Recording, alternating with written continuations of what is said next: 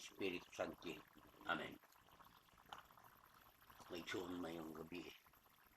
Niya karon kita aron sa paghatag ug kadyute nga pagtunuan nato itong kigsuunan nga kulangan sa kay Balong. Ug atong tubagon ang mga pangutanan nga kasagaran ihato nga iatake sa atong simbahang Katolik. Ania atong nauki kining purong Biblia. Unsa may Biblia? Kung unsa may ipasabot niya ng Biblia, ato tubag mao kini. Ang Biblia mao ang usa ka basahon o libro nga ginagkuban sa krano bagong tugon nga gidawat sa mga Kristiyanos ingon nga Dios nung pinadayag, Divine Revelation, Funk and Wagner's Standard College Dictionary, page 117. Ang Biblia mao ang basahon gilamdagan sa Espiritu Santo sa Dios. Kinsa may nagsulat ning basahon? Ang Biblia niabot ba ni nato dito ni kalibutan? Kung kinsa may nagdala ning basahon na, kinsa may nagsulat ini? Ang atutubag mo kini. Ang mga tao nga nagsulat nini pinili sa Dios. Apan ang Dios mao ang tinubdan ug nagigiya sa ilang una-una. Old History by Arthur O'Brien, page 129. Wali bisan usa ka tagna nga nasulat nalagaykan sa kaugalingon pagsaysay. Kay wali tagna nga miabot pinagi sa kabubuton sa tao kun dili ang mabalaang tao sa Dios nagasulti sa tinad dala sila sa Espiritu Santo. At mabasa sa 2 Pedro kapitulo 2 versikulo 20 natus 21. Ang Henesis nga basahon anos aman kini mga panghinabo unsang tuiga. Ang atutubang mo kini. Ang Henesis nahitabo sa mga 1,000 ka tuig.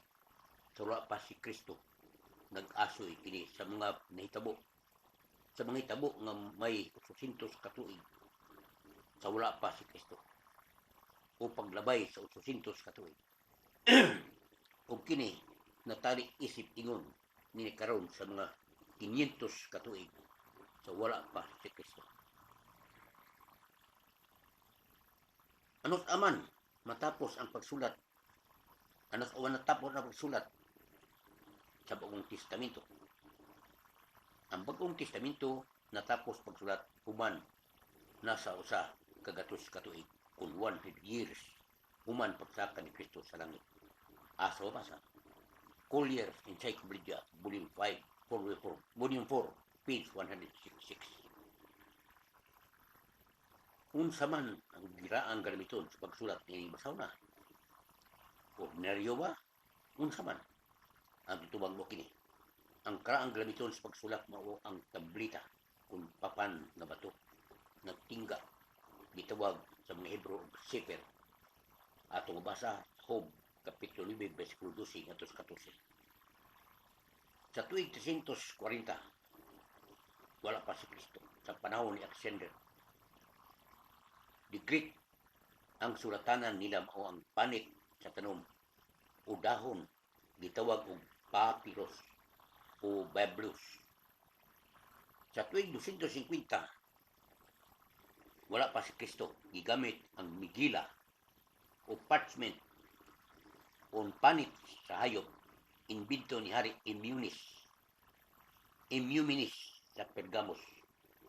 San Lucas kapitulo 1 bersikulo 63, 2 Timoteo 4:12.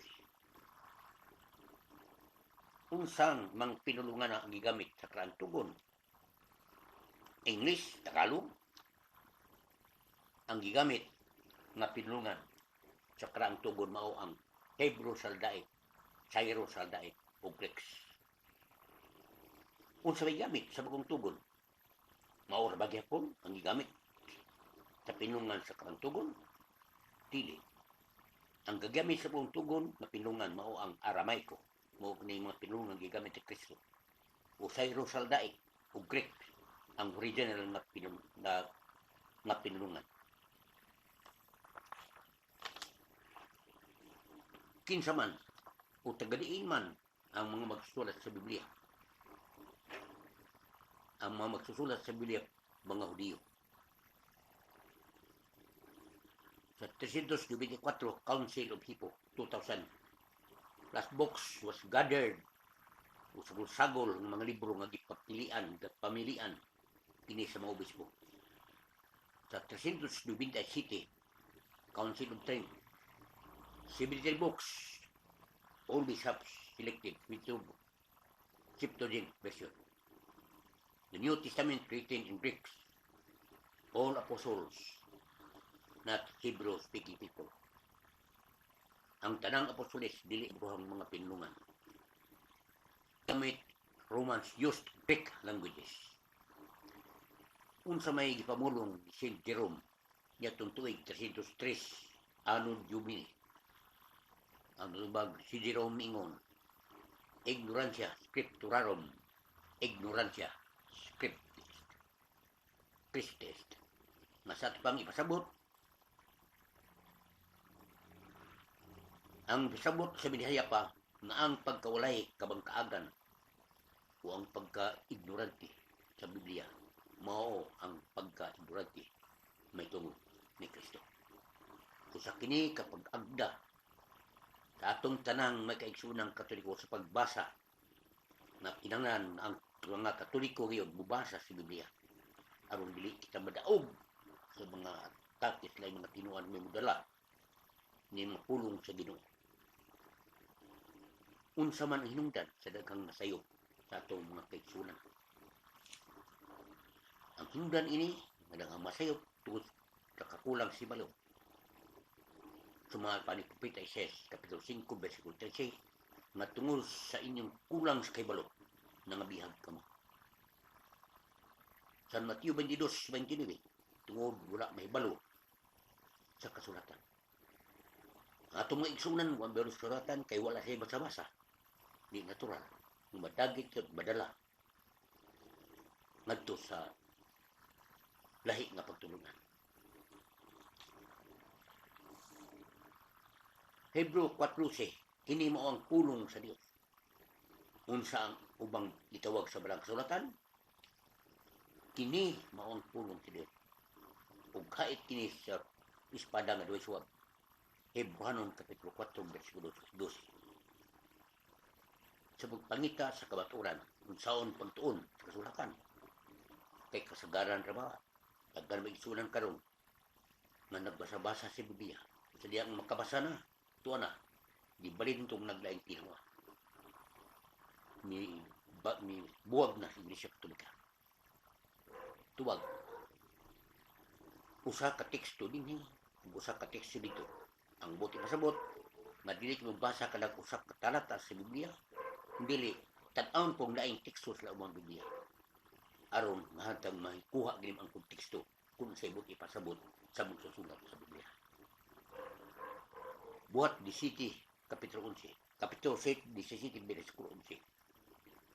Gisusi nila ang kasulatan, adlaw-adlaw.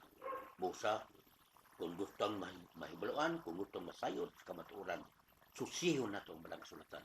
Adlaw-adlaw. Bugahin ta o mga 15, 20 minutos ba, pagbasa sa Biblia, kada adlaw. Aron na masayra na ito, unsa ang matuod na pulong sa Diyos.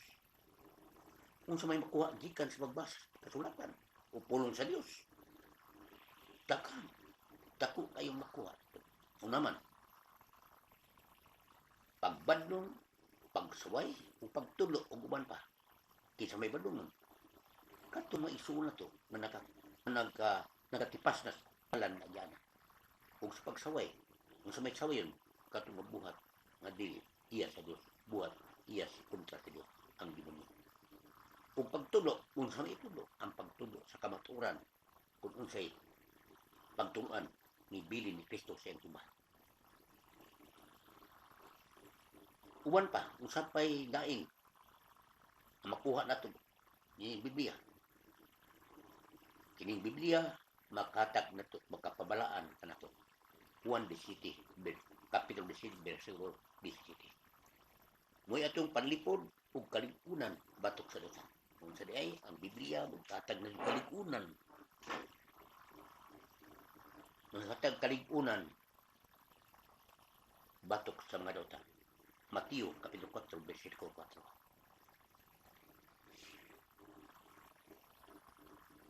Unsay gipamatuod sa mga patriarkas ug mga propitas may tungod sa pulong sa Dios. Ang pulong sa Dios magpamatuod. King James Version, Salmos kapitulo 119 bersikulo 150. Ug ang pulong sa Dios uban siyang kapares. Unsay sabot ka kapares ang tradisyon. Kanang tradisyon mao ang mga na sundog sa mga apostoles pinagi, nabati sa apostoles pinagi sa pagpangwali. Di lang kay sa sulat. Ato mabasa ni sa 2 Tesalonica kapitulo 5 bersikulo 23.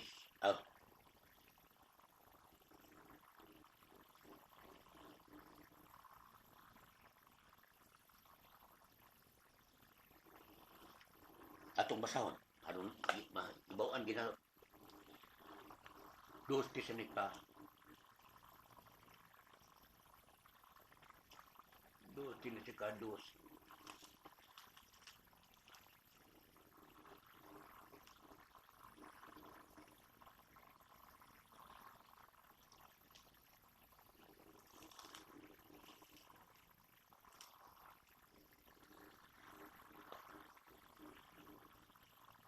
Sa mga isuon, barog, lumanikon, upabilin diha sa mga kabiling-biling pagtunan o pamatasan na among gitudlo kaniyo pinagi sa wali ug sa sulaw. Kung sa diay, duay wali nga wa masulat. Nagpamatuod usab nga makahimo kanatong hingpit. 2 Timoteo 3 bersikulo 17. Pulong sa Dios matuod og ginumanon. Pinadayag 21:5. Kinsang giingon ni Jesus nga bulahan. Tubag pinadayag kapitulo 1 bersikulo 3 ug Lucas kapitulo 11 bersikulo 28. Bulahan ang nagpatalihog sa pulong sa Dios ug nagtuman ini. Ngon sa dikono nga ang magtuman sa pulong sa Dios o magpatalihog, ang nagpatalihog nagpagtuman sa pulong sa Dios mo ay mga bulahan. Sa ito pa katong walay basa-basa, walay pagpaminaw sa pulong sa Dios, ang paminawon kana hinong mga away, kaya mga daotang mga pulong, di kita'y may mabulahan. Kaya makabulahan ang pagpatalihog man sa pulong sa Dios o nagtuman sila. Kung sabay tuloy sa Diyos sa iyang pulong ng kalibutan sa kanipit. Kung sabay iyang katuyuan. Ang iyang katuyuan mao kini. Ang imong pulong ang lamparahan sa atong mga tiil ug kayag sa atong madara.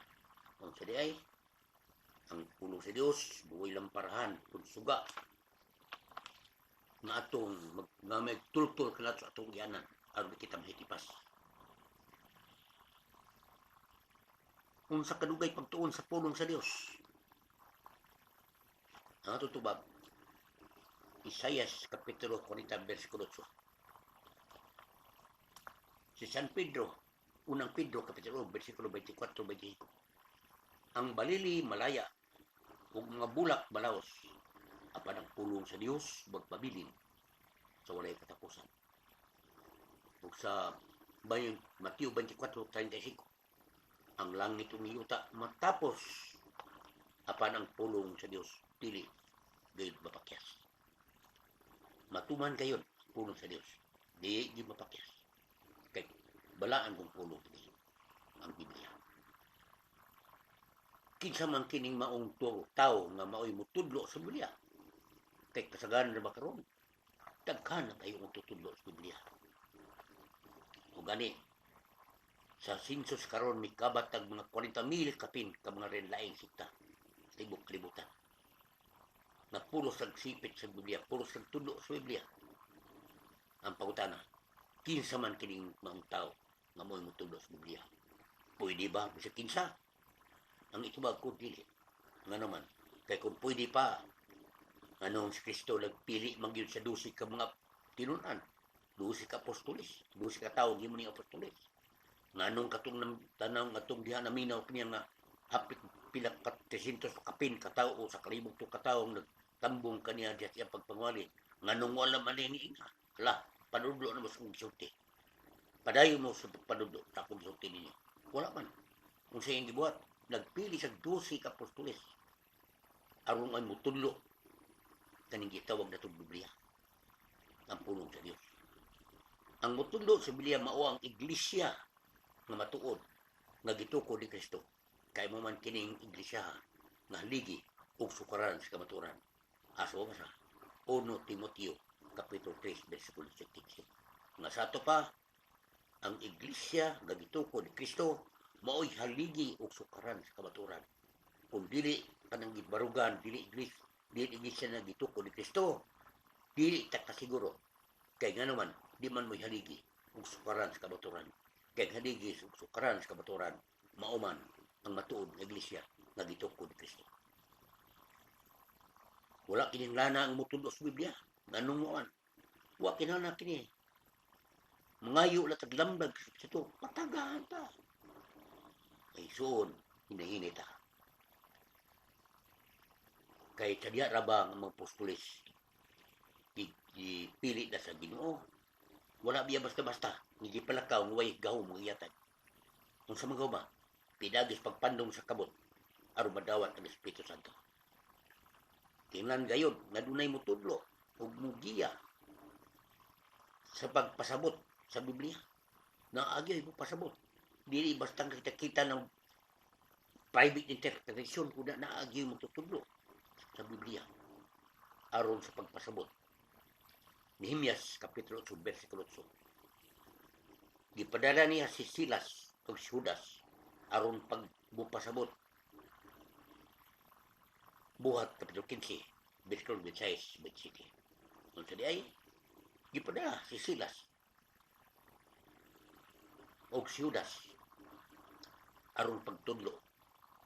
O gani may usa ka yunuko, opisyal nga sundalo na usa ka yunuko nga sakop ni Reyna Kandasi nga nagbasa-basa sa basahon, nagbasa-basa sa kasulatan.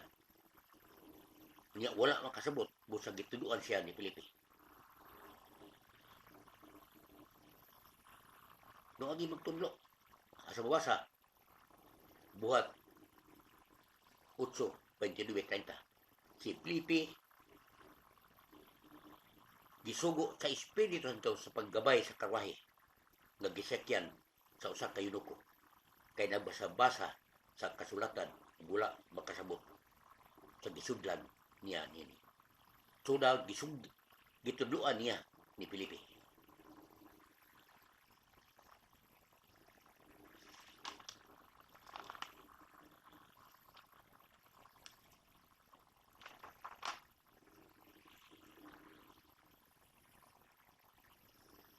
Unsa may pulong apokripa, the word apokripa, commonly denotes the 14 or 15 books which are present in Greek and Latin manuscripts of the Old Testament, but which are not included in the canon of the Hebrew Old Testament. Most of them were written during the period between the close of the New Testament. The apocrypha books represent a variety of literary forms. Some are historical and content, such as Idras 1 and 2, Manopuyo 1 and 2. Other symbol the book of Proverbs, such as Ecclesiasticus 1 is a devotional piece, the prayer of Manasseh, one stand in the association of biblical books. Baroque, still others are moralizing novels, entertaining legends such as the books of Tobit, Susanna, Tobit, Judith and Bill, and the Trelor. Kaniadto ang Biblia sa 1611 aduna pa kumplito pa ang gitawag na King James Version ng Biblia. It may be surprised to some that the books of the Apocrypha were included in all English Bibles of the 16th century, that is Coverdale's translation, Tyndale translation, the Geneva version, the Bishop Bible, and others, as well as in the King James Version, or so-called Authorized Version of 1611.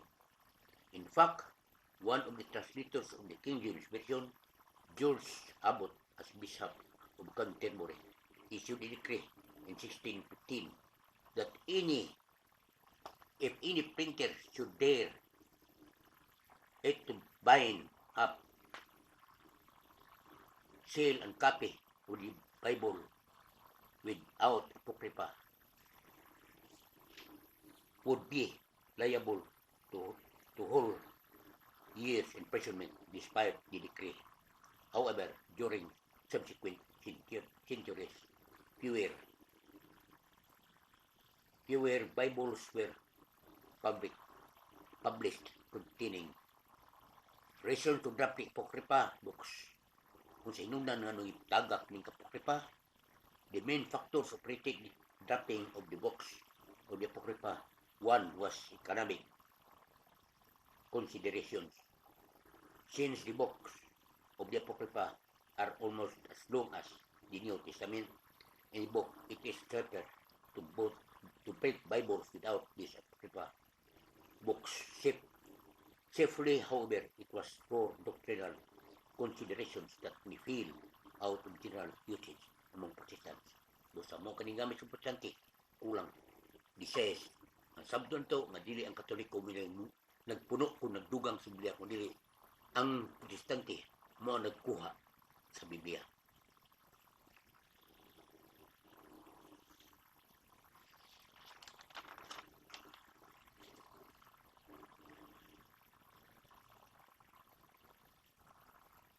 Protestants' original Bible contains the Apocrypha King James Version in the year 1611 books. Apocrypha books are still included in the Bible, but later or revised by Protestants, and all Apocrypha were now missed in their publications. The Puritans persecuted the Apocrypha. Kinsa di ang mga Puritans persecuted the Apocrypha. Frederick Hinton Apte observes as far back as in 1590, some copies of their Geneva Bible began to appear without the Apocrypha books by 1629. The same thing was happened to the King James Version under Puritans' influence. It was the early 19th century that action was finally taken to exclude the Apocryphal books. The National Bible Society of Scotland took the position that if this book will not be inspired word of God, money should not be wasted in printing them as part of the Bible. Na kung ipadayon kini nga ni kalamagitan sa pulong sa Dios, mag-usik-usik na sapi na pag-imprinta, mga patod pa nila. Funds not to use any of its funds publishing in Apocrypha from that time. Most copies of the King James Version omitted these books. Muna nga daghay nawala sa pasahon sa Bibliang King James Version kay kuhaan na. Meanwhile, Professor Edgar J. Cogspeed of the University of Chicago popularized the Apocrypha among many Christians, having his excellent translation of it included in an American tradition. The Complete Bible 1939, the American English Bible, the New Testament, came out in 1961, but that version appeared in the complete form with the Apocrypha in 1970. One might say that the Apocrypha is in again, left for some Protestant. What should be our attitude towards the Apocrypha?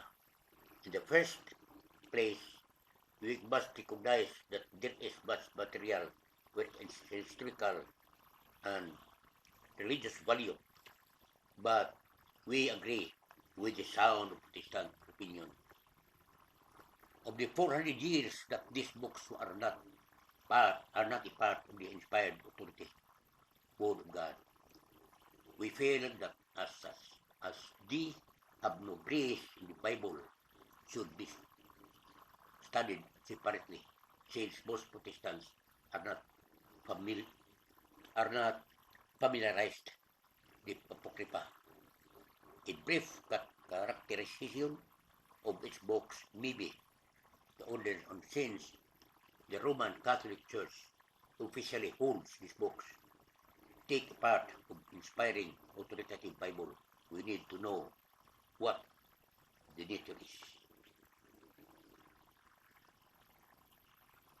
Esdras about 150, best Esdras about 150 BC, to tales of the restoration of the Jews to a tale after the Babylon exile. Klaro, hindi ang Katoliko nagdugang, kundi ang mga Protestante mong nagkuha mo nang nahimong 66 book na lang, dili na mabotong 23 ka libro, 63 ka libro. Na klaro dayag na sila mo'y nagkulang, mo'y nagkuha aron makulangan.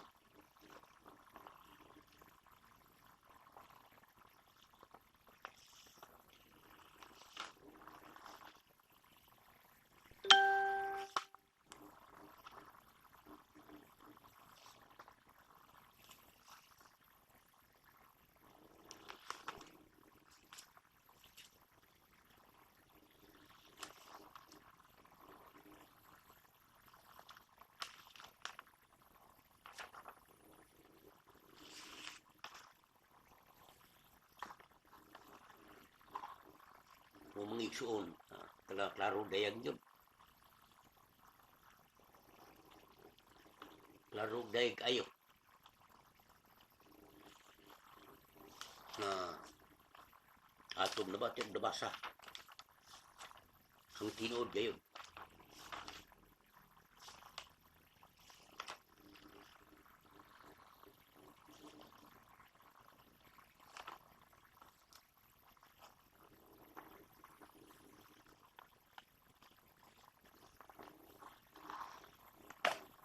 Karon pangutana.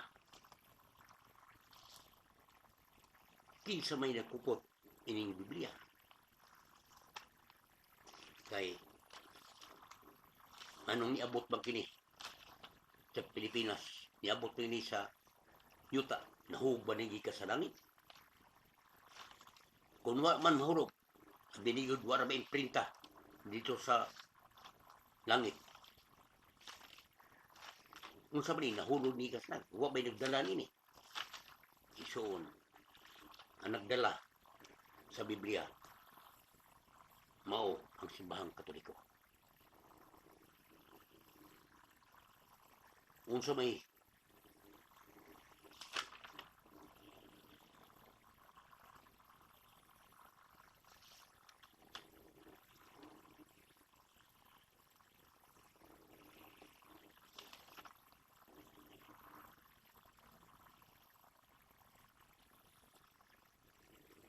karon pagutana, kinsa may nagdala sa Biblia?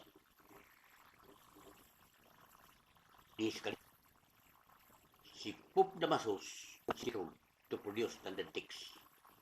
Magisugo kapadwaso si Jerome anong makahatag standard text sa 385 AD.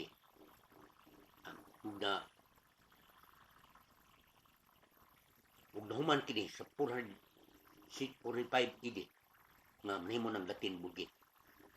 Ug nibaw mo, sinisin Jerome, usa ka ni ka sekretary, usa ka ni ka pari, sekretary ni Pop Damasus. Na si Pop Damaso ay ka-37 ka papa sa Simbahang Katoliko. Si Jerome gisugo nga makapublish og Tandal Text. Nibaw mo pila ka tuig, ang kulikta ni St. Jerome, ni kabat og 24 ka tuig na kulikta ni magbasahon. Ang nakakuha siya 22,000 kung kapin, kung ngabot og 34,000 kabasahon. Muy ang nakulikta. Siya nang ka 24 ka tuig, kulikta niya sa mga manuscript. Manuscript pa man ni, dili man tawag Biblia, manuscript pa man, sulat pa ni. Wa pa ni makbukbayin. Nang napilian niya, muna nakapili siya. Si 73 ka mga basahon. Pero pag tanaw ni St. Jerome, ang iyang pinulungan niini, dili man masabot, di man siya kamantigo. So, nagtuon sab siya. Upat pud ka tuig niyang eskwela aron makasabot siya sa mga mensahe, makasabot siya sa mga scriptures ngayon na kulikta. Paghuman niya, pagkamao na niya sa mga pinulungan, isugdan na niya ang pag-compile. Niabot po 15 ka tuig ang compilation sa maong mahimong Biblia. O natong tuig 405 na human ang compilation o giproklamar na kini pulong sa Dios. Kung sila ay, ang Simbahang Katoliko may nagproklamar sa pulong sa Dios.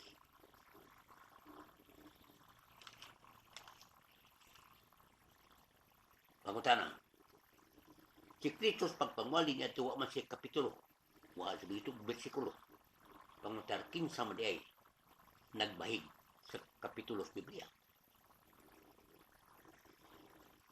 Ang nagbahig sa kapitulo sa Biblia, mo si Cardinal Hugo de Santo Caro. Sa ika-13 ka siglo, 13th century, asa-basa, by Dison, page 604. Ang nagbahig, mao si Cardinal Hugo de Santo Caro sa 13th century, by Dison, page 64. Kung kisa may nagbahig nini, ngadto sa pagka-bersikulo, ang nagbahig usang kapare nga Dominicano, si Santis Pagninos. A Dominican priest, Santis Pagninos, in 1952, atong basa sa by Sacred Journal of Sacred Scriptures by Dison. Klaro dayan, na sila ay nga ang Biblia gikan sa Katoliko na miabot dini sa kalibutan. Ug daghang salamat inyong pagpatalihon. Ug i-click ug i-share ang maong video aron nga ang uban makaibalo sa mga pulong sa Dios kung saan yung Biblia rin. Ug kisay nagdalas Biblia. Ug kisay mo pasabot sa Biblia.